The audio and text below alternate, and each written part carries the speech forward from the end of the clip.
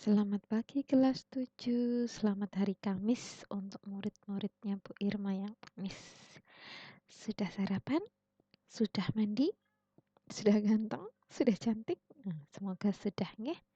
Nah, monggo yang belum berdoa Bu Irma ingatkan sekali lagi, walaupun di postingan sudah Bu Irma ingatkan, tapi tidak ada salahnya untuk Bu Irma ingatkan. Bagi yang belum berdoa, silahkan berdoa. Semoga apapun yang kalian kerjakan hari ini yang positif menjadi hal yang baik untuk kalian. Amin. Nah, di sini Bu Irma akan menuaikan, melunasi janji Bu Irma untuk membahas soal mini tes 2, ulangan harian 2, dan menjelaskan LKPD praktek pengolahan untuk kalian. Tugas terakhir di materi pengolahan ya, karena setelah PTS materi pengolahan sudah tidak ada, nanti akan berganti dengan materi kerajinan seperti itu. Nah, sebelumnya Bu Irma ingatkan untuk beberapa anak yang masih punya kok kelas 9 Bu Irma, maaf ya salah. Untuk yang masih punya tagihan di pelajarannya Bu Irma, ayo monggo ya, 5 anak kemarin sudah ada yang izin tapi kok belum mengerjakan ulangan harian ya. Jadi monggo Bu Irma tunggu gitu nggih. Lanjut ke ulasan mengenai mini tes 2 yang kalian kerjakan pada tanggal 18 Februari. Begitu. Mohon maaf ya, ini udah bulan Maret baru Bu Irma sampaikan ulasannya. Nungguin teman-teman kamu yang susulan. Lah yo Bu Irma, lah yo harus nunggu dulu, tapi sampai ditunggu pun masih ada yang belum lah. Sedih tak Bu Irma? Nggak apa-apa lah. Bu Irma melayani yang mau belajar bersama Bu Irma gitu deh. Nah, kita ke mini tes 2. Di dalam mini tes 2, Bu Irma minta kalian untuk mengunjungi suatu website terlebih dahulu sebelum menjawab pertanyaannya Bu Irma. Sudah kan kalian mengunjungi ini websitenya sebagai panduan kalian dalam menjawab soal-soal mini tes 2. Kalau kalian membaca dari awal sampai akhir, insya Allah nilainya bagus. Seperti itu, Ceh. Langsung ke nomor 1. Bu Irma perbesar terlebih dahulu. Ya, cukup nih? Cukup terlihat kah? Ya. Nomor 1. Berdasarkan bacaan, maksudnya link ini nggih, flowermawar.wordpress.com ini, apakah yang dimaksud dengan bahan pangan hasil samping sayuran? Nah, di dalam bacaan Bu Irma sudah jawab ini. Bahan pangan hasil samping sayuran adalah bahan samping atau bagian lain yang dihasilkan dari tanaman sayuran selain daripada bahan pangan utama sayuran yang masih bisa dimanfaatkan. Wis banyak yang betul. Terima kasih nggih. Lanjut ke nomor 2. Siapa sajakah yang dapat mengkonsumsi bahan pangan hasil samping sayuran? Nah, di dalam bacaan ada 2, yaitu manusia dan hewan. Beberapa kemarin masih ada yang menjawab manusia tok, ada yang masih menjawab hewan ternak tok, seperti itu. Tapi ada yang menjawab hewan liar ya hewan nih. Yus. Tapi yang benar adalah manusia dan hewan karena disebutkan 2 ini yang bisa mengkonsumsi bahan pangan hasil samping sayuran. Seperti itu, Ceh. Nomor 3. Berdasarkan bacaan yang masuk dalam contoh bahan pangan hasil samping sayuran itu apa saja? Nah, di dalam bacaan tadi, website tadi yang ini itu yang masuk dalam kelompok bahan pangan hasil sayuran itu adalah tangkai daun wortel, kulit kentang, dan kulit melinjo. Bu, yang atas sama nomor 2 itu apakah salah? Salah dong ya. Ini, yang atas ini salahnya di mana? Di bunga brokoli. Bunga brokoli itu bukan bahan pangan hasil samping ya nak ya, gitu. Yang ini yang salah tuh di mana? Di batang melinjo. Batang melinjo itu tidak bisa nek dikonsumsi, bisanya dibuat kerajinan atau bangunan ya. Lanjut nomor 4. Dari sekian banyak contoh bahan pangan hasil samping sayuran dalam bacaan yang diambil dari bumbu utama. adalah kulit bawang, diambil dari bawang gitu nggih. Yang lainnya bukan bumbu, oke? Nomor 5. Dari sekian banyak contoh bahan pangan hasil samping sayuran dalam bacaan tersebut yang diambil dari sayuran, ya. Berarti yang bukan dari bumbu. Cari aja yang bukan dari bumbu, yaitu kulit melinjo, batang brokoli, dan kulit kentang. Kalau yang ini ada kulit bawang itu dari bumbu. Yang ini ada kulit bawang juga. Yang ini ada kulit bawang juga. Masih banyak yang salah kemarin ini. Tolong diperhatikan ya. Oke. Nomor 6. Senyawa yang dapat membantu menurunkan tekanan darah dan mendukung sistem kekebalan tubuh dalam kulit bawang, menurut bacaan di sana ya, adalah apa? Quercetin ya, yang ini. Oke. Nomor 7. Bahan utama dari brokoli yang umum dikonsumsi oleh manusia. Nah, Bu Irma tanyanya bagian utama ya, bagian utama, bukan hasil samping. Tuh, bagian utamanya adalah bunga yang dikonsumsi. Seperti itu. Nomor 8. Dalam bacaan, batang brokoli dapat diolah menjadi makanan, yaitu acar dan tumis. Ada tahu bacaannya ya? Nah, nomor 9. Bagaimana kandungan nutrisi pada batang brokoli menurut bacaan tersebut? Ini, kandungan nutrisi pada batang brokoli sama seperti yang terkandung dalam bunga brokoli. Wes gitu aja, wes bener gitu, Ceh. Nomor 10. Menurut bacaan, penyakit yang dapat ditangkal oleh tangkai daun wortel adalah kanker usus besar. Oke, bukan rambut mata ya. Karena ini yang Bu Irma tanyakan tangkai daun wortel. Nomor 11. Bagian yang diambil sebagai bahan pangan hasil samping dari bahan berikut adalah ini kentang. Hasil samping yang diambil adalah bagian kulit ya. Oke. Nomor 13. Nutrisi kentang paling banyak terletak pada bagian kulit ya. Lebih khususnya itu lapisan bawah kulit. Jadi kulit di bawahnya kulit pas itu yang paling banyak nutrisinya. Makanya kenapa kok kita dianjurkan untuk memakan sekalian kulitnya pada kentang, pada umbi? Ya karena nutrisi yang paling banyak itu di bagian bawah kulit pasnya itu. Gitu ya. Nomor 13. Bagaimanakah saran ahli saat kita mengolah kentang menurut bacaan tersebut? Nah, ini jawabannya. Ahli gizi menyarankan jika mengupas kulit kentang setipis mungkin agar kandungan gizinya tidak banyak terbuang. Gitu. Itu menurut bacaan ya. Nah, lebih bagusnya lagi kalau tidak usah dikupas. Jadi dibersihkan dulu itu kotoran tangannya, dicuci bersih gitu, terus diolah bersama kulitnya ya. Nomor 14. Olahan dari kulit kentang menurut bacaan adalah kulit kentang goreng. Oh, goreng. Iya, gitu ya. Nomor 15. Teknik olah yang digunakan untuk mengolah kulit kentang pada bacaan adalah pada bacaan itu tuh ada dua teknik, Nak. Kalau kalian baca dengan cermat ya. Nih lihat ya. Nih, panggang dan goreng. Berarti bake and deep frying. Oke, deep frying. Oke, oke, oke. Oke dong ya. Lanjut nomor 16. Bagian yang diambil sebagai bahan pangan hasil samping dari bahan berikut adalah ini pohon melinjo ya. Hasil sampingnya adalah kulit. Kulit melinjonya. Yang ini loh. Nah, bagian kulitnya ini. Bukan yang dalam ini loh ya. Bagian ininya nih. Nih. Oke. Oke. Yang warnanya merah atau orange. Nomor 17. Olahan dari melinjo menurut bacaan adalah kulit melinjo apa? Ini kok Bu Irma kulit melinjo. Ini ya.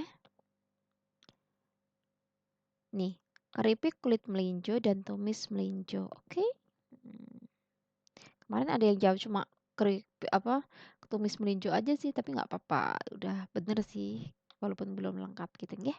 Nomor 18. Olahan yang paling terkenal dari pohon melinjo menurut kamu, kalau ini sebenarnya bebas ya, tapi kalau Bu Irma, yang paling terkenal, yang paling mahal itu adalah emping melinjo ya. Ada yang suka emping melinjo? Nomor 19. Sampah dari sayuran adalah jenis sampah basah atau sering disebut sebagai sampah organik. gitu. Oke. Sampah lunak sebenarnya mendekati, tapi yang paling tepat adalah sampah organik ya. Terakhir. Nah, ini udah bebas jawabnya. Lucu-lucu sih jawaban kalian. Bu Irma senang kalau kalian menjawabnya dengan sejujur-jujurnya gitu. Lanjut, kita bahas ulangan harian. Oke. Bu Irma sambil buka LKS ya, karena Bu Irma kemarin sudah coret-coret di LKS juga jawabannya. Silahkan kalian juga buka LKS kalian. Kalian kemarin mengerjakan pertama di LKS dulu kan? Nah, yuk kita bahas bersama-sama. Nanti kalau ada keterangan tambahan silahkan ditambah di LKS kalian ya. Boleh kok dicoret-coret asal coretan penting gitu. Nomor 1. Bu Irma kasih tanda dulu. Nah, sudah siap ya LKS-nya ya? Lanjut ke nomor 1. 1 untuk ulangan harian ya, LKS halaman 54. Hasil samping dari sayuran yang berupa kentang adalah kulit. Nah, kulit kentang dapat diolah menjadi produk yang berupa C. Oke. Nomor 2. Aduh, potong nih ya. Apa? Nomor 2. Gambar sayuran tersebut yang memiliki hasil samping berupa daun ditunjukkan pada nomor ini. Brokoli ya ini ya. Ini turi. Jelas kan? Ini daun combrang apa kecubung ya? Combrang. Ada kok di bagian depan. Silahkan dibaca lagi ya. Terus nomor 3. Hasil samping sayuran tersebut sesuai dibuat urapan atau gudangan ditunjukkan pada nomor B. 1 ini dan 3 ini. Kangkung dan kacang panjang. Oke. Ups, salah. Ke atas. Nih ya. 4. Hasil samping sayuran bunga kol adalah bagian daun. Gitu. B ya. Nomor 5. Hasil samping yang berupa tangkai ditunjukkan gambar pada nomor. Ini jawabannya yang menurut Bu Irma paling tepat itu sebenarnya 1 dan 2 ya. 1 dan 2. Tapi karena nggak ada pilihannya, karena ini bayam ya, bayam itu bagian tangkainya yang agak lunak itu masih bisa digunakan. Nah ini tuh selada, walaupun Bu Irma nggak yakin itu gambar selada, kok aneh ya selada tipe apa ini ya. Tapi di LKS dijelaskan ini selada. Selada itu kalau makin ke tangkai makin anu tuh pahit ya padahalnya, tapi it's okay lah, nggak apa-apa. Nomor 5 jawabannya ada 2, B dan D. Jadi yang jawab B sama D benar gitu. Oke. Kalau 3 salah ya. Tangkainya ini nggak bisa dimaem. Ini apa sih? Umbi. Singkong ini ya. Nomor 6. Hasil samping sayuran tersebut adalah ini labu kan ya, labu parang, labu kuning ya. Labu parang, bukan labu siam loh ya. Labu siam itu Jepang ya. Nomor 6 jawabannya adalah A. Nomor 7. Perhatikan data berikut. Dari data tersebut, yang merupakan hasil samping dari melinjo adalah poin 2, 4, dan 6. Berarti D. Oke ya. Nomor 8.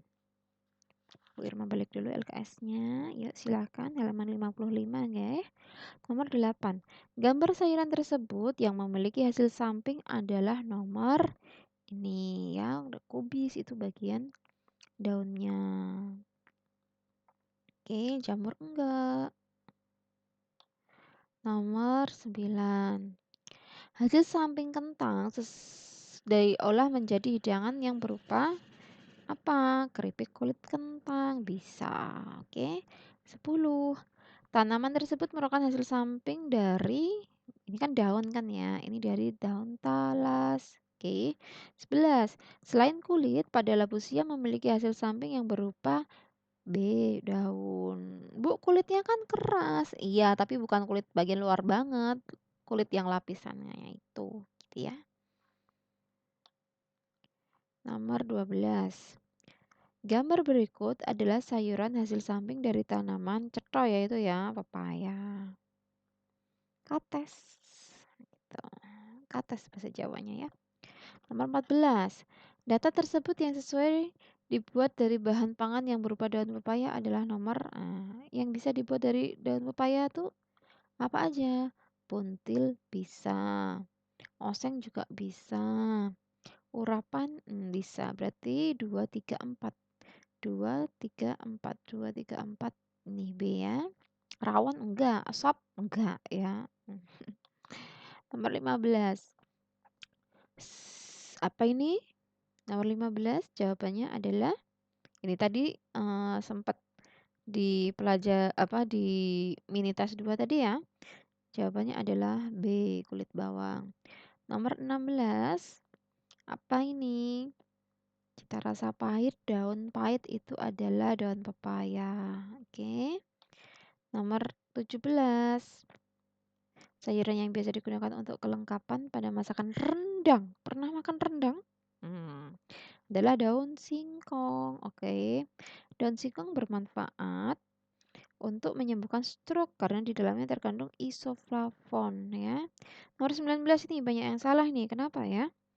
Hasil olahan daun singkong dengan teknik panas basah memiliki rasa yang pedas, berwarna kuning kemerahan dan berkuah santan.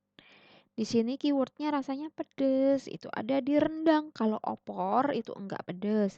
Kalau gulai itu baru semi pedas gitu ya. Rendang, Bu, rendang itu kan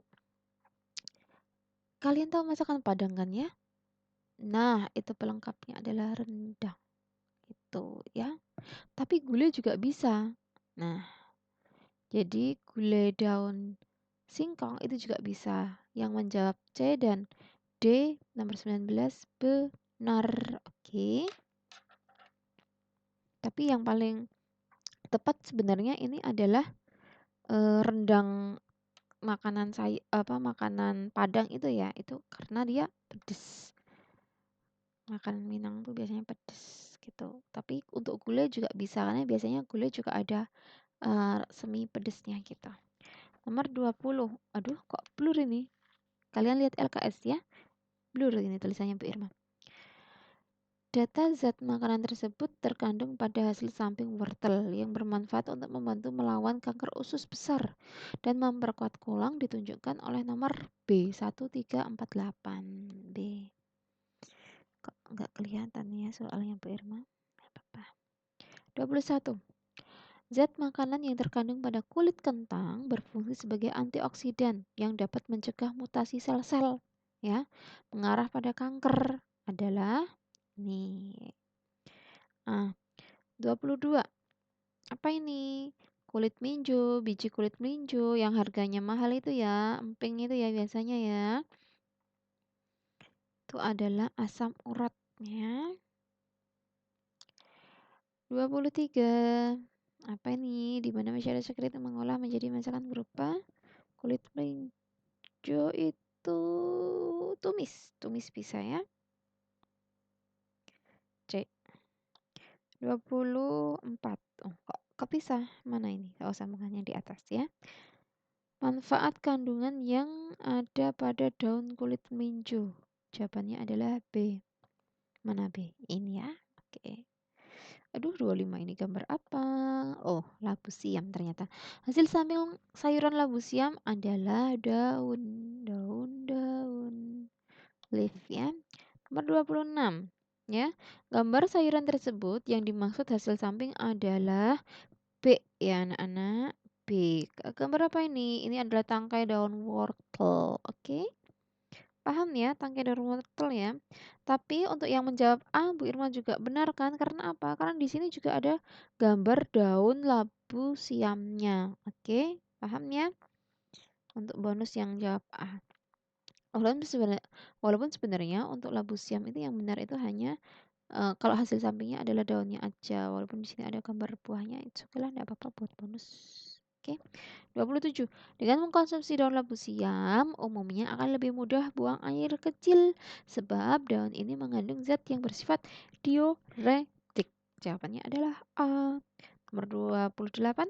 Manfaat vitamin A dan C yang terkandung dalam daun labu siam adalah ini jawabannya sebenarnya adalah D, ya. Meningkatkan sistem kekebalan tubuh. Tapi di dalam LKS kok lebih mengacu pada membuang nih ya. Enggak ding, enggak. Bentar Bu Irma buka. Kok Bu Irma mendadak lupa. Bentar. Maaf ya. Untuk nomor 28 jawabannya hanya D ya. Karena A dan C itu dapat meningkatkan sistem kekebalan tubuh. Nah, sehubungan dengan corona ini makanya kan banyak anjuran untuk meningkatkan imun sistem kekebalan tubuh itu dengan mengkonsumsi banyak vitamin C seperti itu ya. Kalau yang jawaban C ini salah karena ini kan buang air besar ya. Ini loh, aduh kok malah ke klik. Ini buang air besar padahal kalau untuk labu siam atau jipang itu buang air kecil ya. Nomor 29 kita balik halaman 57 LKS-nya. Aduh, blur lagi. Gimana ini Bu Irma Yekennya kok blur? Maaf ya, Nak ya. Nomor 29, manfaat biji labu kuning ada di nomor 2456 C. Oke. Nomor 30. Jawabannya adalah B. Dapat memperlancar pencernaan ya. Apakah kalian betul? Semoga betul ya. 31. Jawabannya adalah D. Daun pepaya ya. Zat karpain itu pepaya. 32. Pemilihan bahan yang baik dalam tahapan pengolahan itu udah masuk ke dalam tahapan pelaksanaan. Oke. B berarti. Untuk nomor 33, memasak oseng ya, itu tekniknya tumis atau salting gitu. Kalau Bu Irma besok tanyakan dalam bahasa Inggris ya. Hati-hati loh ya, banyak keluarin besok teknik-teknik pengolahan. 34, iris kulit melinjo. Berarti diminta untuk memotong atau mengiris kulit melinjo. Nah, dalam pengolahan pangan termasuk dalam tahapan apa? Kalau udah mulai potong memotong itu, jawabannya adalah C. Ya. Kok C? 34. Iya, C, bener. Bu Irma malah lihat nomor berapa? Nomor 35. Aduh, blur lagi. Mengolah pangan tanpa bantuan bahan dasar cairan untuk mematangkan. Maksudnya ini adalah cairan air ya yang dimaksudnya. Jawabannya adalah D karena deep frying itu menggunakan minyak atau lemak. Bisa shortening, bisa mentega, bisa margarin gitu ya. Nomor 36. Yang masuk dalam teknik pengolahan panas basah atau moist head cooking. Ada stewing, ada steaming, simmering, dan poach. 36 jawabannya adalah oke. 37. Daftar bahan tersebut adalah untuk membuat masakan brokoli belacan. Nah, dengan memperhatikan bahan-bahan tersebut, masakan brokoli belacan memiliki dominan rasa. Rasa apa? Banyak cabenya itu. Nomor 37 adalah B, pedas, hot. Aduh, Bu Irma kok ngekliknya di sini. Nah, ini ya, maaf ya. 38. Bahan pokok yang digunakan untuk isi buntil daun singkong dan daun pepaya adalah D. Sambal kelapa sedang. Jadi diisiin itu sambal kelapa sedangnya di dalam kan daunnya dilembarin gitu. Terus diisi sambal kelapa sedang terus digulung-gulung-gulung gitu. Coba kalian searching di YouTube itu ada. Cantik biasanya. Aduh, terlalu besar ini. Bisa kelihatan ya, bisa kebaca ya. Bu Irma balik dulu LKS-nya. Halaman 58, nomor 39. Gambar olahan sayur tersebut yang menggunakan teknik tumis ditunjukkan oleh gambar nomor B. Ya. Nomor 3, nomor 3. Nomor 40. Jika bumbu sudah harum dan sudah mulai matang, masukkan kangkung dan bunga pepaya. Beri sedikit air lalu tes rasanya. Pernyataan ini merupakan tahapan dalam pengolahan bahan pangan pada C. Langkah-langkah dalam pembuatan. Oke, sampai di sini. Apakah ada yang mau konfirmasi? Bu, harusnya seperti ini, Bu. Kok saya seperti ini, Bu? Saya kurang jelas di bagian ini. Silahkan chat di atau komentar di YouTube Bu Irma atau WA Bu Irma kalau malu gitu ya. Nah, selanjutnya Bu Irma akan jelaskan tentang praktik pengolahan. Ini praktik terakhir pengolahan di semester ini ya, karena nanti selanjutnya adalah praktik kerajinan ya. Praktik pengolahan satu-satunya di semester ini. Jadi kerjakan dengan sebaik mungkin ya. Gitu. Nih, pelaksanaannya untuk praktik pengolahan adalah mulai dari 4 Maret sampai dengan 18 Maret. Oh, panjang kan? Dari mulai hari ini sampai tanggal 18 Maret. Kapan itu 18 Maret Bu Irma? Ini. Bu Irma beri waktu 1, 2. Bu Irma beli waktu 2 minggu sampai tanggal 18 Maret. Jadi kebangetan kalau kalian tidak mengerjakan praktek ini. Oke, saran Bu Irma sih kalau kalian sudah ada waktu luang, misalnya besok Sabtu nih atau besok Minggu, segera lakukan praktek ini. Kenapa? Biar tidak numpuk tugas, biar enggak lupa. Bu Irma paling sedih kalau ada yang konfirmasi, Bu Irma maaf baru mengerjakan, soalnya lupa. Aduh, mbok ya dicatat toh nak, gitu ya nak ya, tugas gitu loh ya, dicatat di buku tugas gitu. Oke. Jadi tanggal 4 Maret sampai tanggal 18 Maret silahkan dikerjakan. Nyicil ayam, nyicil tugas ben nilainya maksimal. Oke ya. Nah, materi untuk praktek pengolahan ini karena di awal semester 2 kalian belum praktek, jadi Bu Irma bebaskan kalian untuk memilih 2. Yang satu, silahkan boleh pilih ini. Pengolahan bahan pangan sayuran menjadi makanan dan minuman, boleh ini. Atau pengolahan hasil samping sayuran, silahkan. Instruksi praktek. Kita bahas satu persatu ya. Nomor 1, pilih salah satu materi yang kamu kuasai. Seperti yang Bu Irma bilang tadi, pilih salah satu. Oke, boleh yang A ini, boleh yang B. Silahkan, salah satu aja, nggak usah dua-duanya. Pusing nanti kamu ya. Bu Irma sih enak, tinggal nilai. Kamu yang pusing prakteknya. Oke, salah satu aja ya. Oke. Nomor 2, tentukan menu. Boleh makanan, boleh minuman. Jika kamu memilih yang A ini, poin A ini, itu kalian bisa buat makanan atau minuman. Bu, emang ada minuman dari sayur? Ada. Silahkan searching di Instagram boleh, di YouTube boleh, di Cookpad banyak. Nah, silahkan. Ada kok minuman dari sayuran gitu ya. Tapi paling banyak sih makanan gitu ya. Tentukan, nomor 2 ya, tentukan menu makanan atau minuman yang akan kamu praktikkan dari materi yang telah kamu pilih. Setelah kamu pilih mau pilih yang A atau mau yang B, lalu cari menunya. Mau buat apa? Mau buat sup mungkin, sup sayuran? Boleh. Mau buat jus wortel mungkin atau jus sawi mungkin? Boleh, ya. Atau mau buat tumis kangkung sekalian untuk makan siang? Boleh, silahkan, ya. Mau buat nugget sayur untuk lauk? Boleh. It's okay, up to you ya. Yang kamu bisa yang mana gitu ya. Nomor 3, praktikkan menu tersebut, menu yang sudah kamu pilih ya, boleh makanan atau minuman, salah satu aja. Dan jangan lupa untuk mendokumentasikannya. Ini wajib. Wajib ya, wajib. Dokumentasinya dapat berupa foto, dapat berupa video. Ini sebagai bukti praktek pengolahan. Kalau kalian di sekolah, Bu Irma bisa lihat langsung. Tapi karena kamu di rumah, Bu Irma itu harus dikasih buktinya ya. Ada fotonya kamu, ada videonya kamu. Jangan foto masakannya aja ya, nanti Bu Irma suuzon iki sing masak sapa iki nek ora ana fotomu. Gitu ya, paham ya? Nah, tambahannya, kamu dapat berkolaborasi dengan keluarga kamu ketika praktek.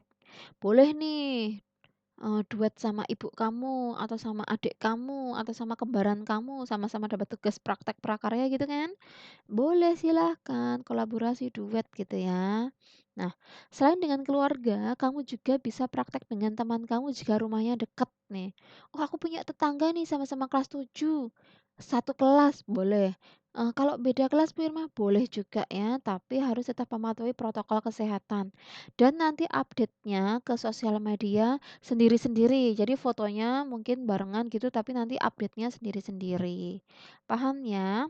Nomor 5, Posting atau upload dokumentasi tadi yang berupa foto atau video ke sosial media yang kamu punya. Boleh ke Instagram, boleh ke YouTube, boleh ke TikTok ya. Tapi lengkapi dengan caption atau keterangan semenarik mungkin. Bu Irma nggak akan arahkan kalian bikin caption. Kalian udah canggih, udah hits ya.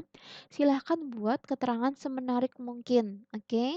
Nah, nomor 5, tag Instagram Bu Irma. Mohon maaf ya nak ya, Bu Irma itu punya Instagram, punya YouTube. Kalau TikTok nggak punya ya, karena nggak tertarik juga Bu Irma buat TikTok ya. Silahkan upload di Instagram ya. Lalu tag Instagramnya Bu Irma dan Instagram SMPN 3 Depok gitu ya. Kalian pasti tahu dong Instagram SMPN 3 Depok, kebangetan kalau nggak tahu ya. Di-tag Bu Irma, di-tag di dalam fotonya atau di dalam videonya biar nanti masuk ke Instagramnya Bu Irma dan Bu Irma bisa koreksi langsungan, kasih komentar gitu.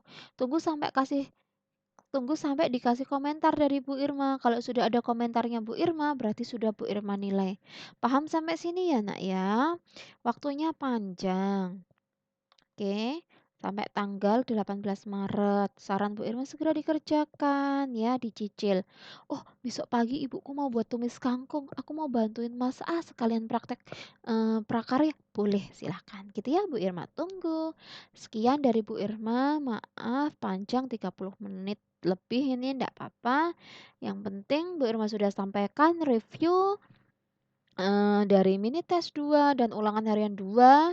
Nanti Bu Irma juga akan upload kisi-kisi dan materi PowerPoint ya. Jadi kalian besok kalau mau belajar prakarya, karena prakarya itu PTS di hari Senin ya, jam kedua setelah bahasa Indonesia, silahkan kalian pelajari soal-soal dari Bu Irma ataupun LKS itu pasti banyak yang akan keluar seperti itu ya. Sekian dari Bu Irma.